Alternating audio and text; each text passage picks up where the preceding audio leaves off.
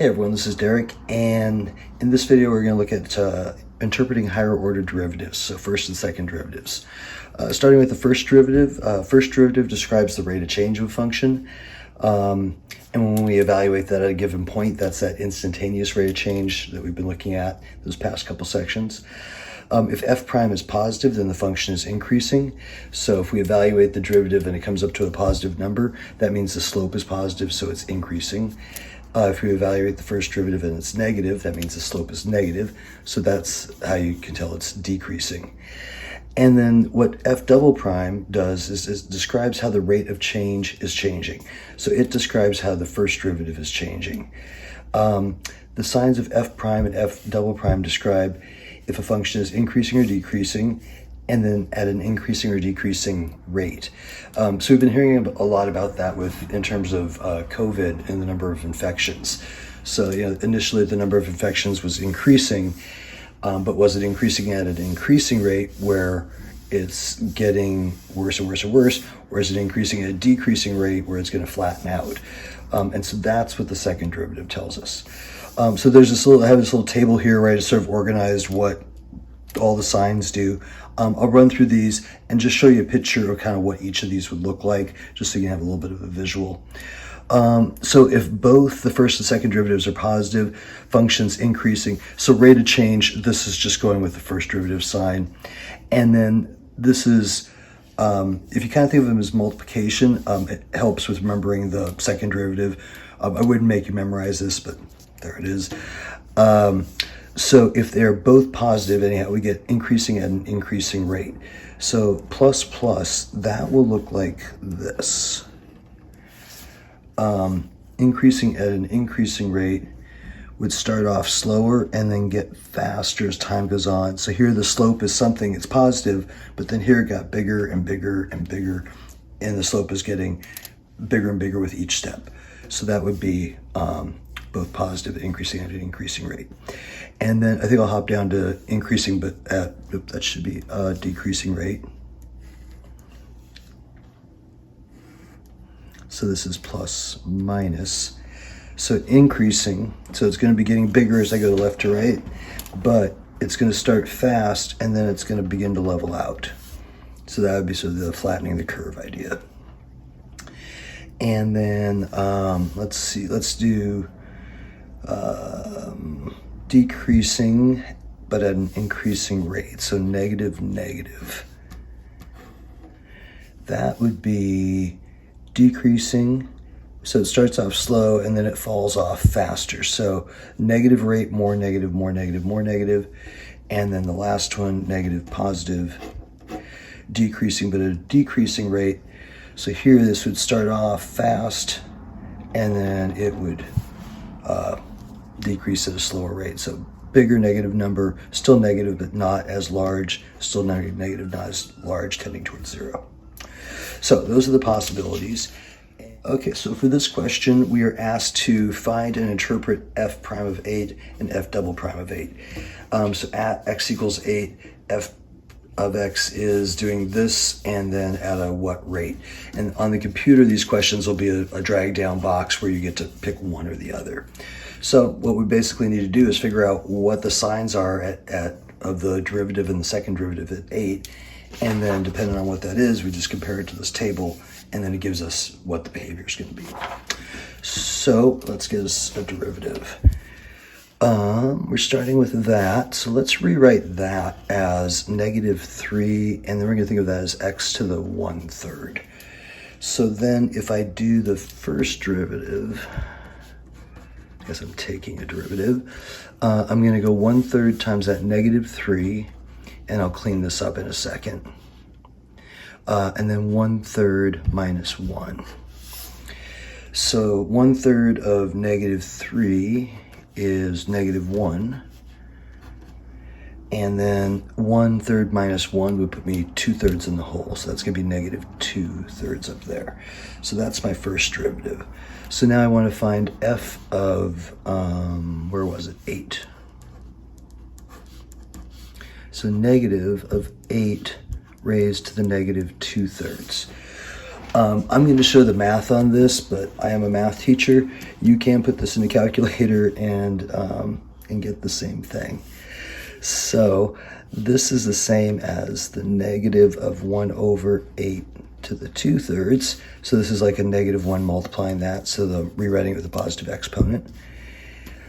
And then this is going to be the same thing as negative 1 cube root, because of the 3 downstairs, 8 and squared. So negative of cube root of 8 would be 2 and squared negative 1/4. Again, you're welcome to throw that in a calculator. If you do, be super careful, because it's easy to type stuff wrong. You'd need to go negative. Would you need a parenthesis there? No, you wouldn't need a parenthesis there. So just the little minus sign, 8, and then caret. And then if your calculator doesn't put you up in the exponent, make sure to do a parenthesis. And that should get you this. So that was our first derivative. So we still have to find our second derivative. So our second derivative is what? There's our first derivative right here. So we'll just go again. We're going to go 2/3 times that negative. And that's going to give me, actually, let me write it out. 2/3 times negative x to the negative 2/3 minus 1. So cleaning that up, negative and negative for positive, and then 2/3 minus 1. So this would be like 2/3 minus 3/3, that'd be minus 5/3. And so then let me toss, I need to find that at 8.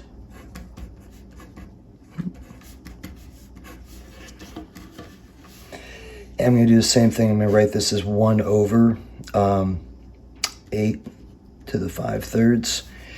And then that 5/3, so this is multiplying. I'm just going to do that then, get this piece cleaned up. So the thirds again is the root, so that means the cube root of 8. So that would be 1 over 2 to the 5th, and then 2 to the 5th will make 32. So 2/3 times 1 over 32. And then, I wrote 36, oops. It's because I was about to cancel. And so then that'll make 3 times 16, and that is 1/48. So in this case, we had f prime was negative, and f double prime is positive. And really down here, right, I did all this fancy stuff. You know, if I'm thinking about it, oh no, I think I had to actually say, I may have had to type that in the computer and say what it was. If it didn't ask you what the value was, just as if it's increasing or decreasing, once you're like, hey, it's positive, you don't care, because that's going to give you your information. So coming back here, we're going to go negative positive. So negative positive means this would be decreasing, and then but at a decreasing rate. Similar to the last example, so let's find our first derivative, and then just a reminder, when we have that 3 over x, I can be a little sneaky, and I mean that's like the silliest quotient rule ever, right? I can just bring that up with a -1, and that makes it a nice easy power rule problem. So now my f prime of x will just be -1 times 3, and then -1 minus another 1 will make -2 right there. And so then my f prime of -2 is -3 to the -2 squared. So that's going to be -3 over, because this is downstairs, -2 squared. So -3/4. So we know f prime at -2 is negative. And now we'll take the derivative of this one again. So f double prime, -2 times -3 is going to make a 6 right there. X to the -3. So we're going -2 minus another 1. And then we'll evaluate that at -2. So f double prime of -2 will be 6. Again, we write this downstairs. So that'll be a -2 and then cubed. So that's 6 over -8, which if I reduce, it's -3/4, but the important thing is double negative. And so since this one is negative, that is right here. So it's decreasing, but at an increasing rate.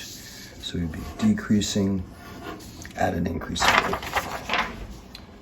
Okay, so this question goes, the revenue in millions of dollars realized by a social networking site is modeled by this function, revenue equals that, where X is the number of years from the beginning of 2007.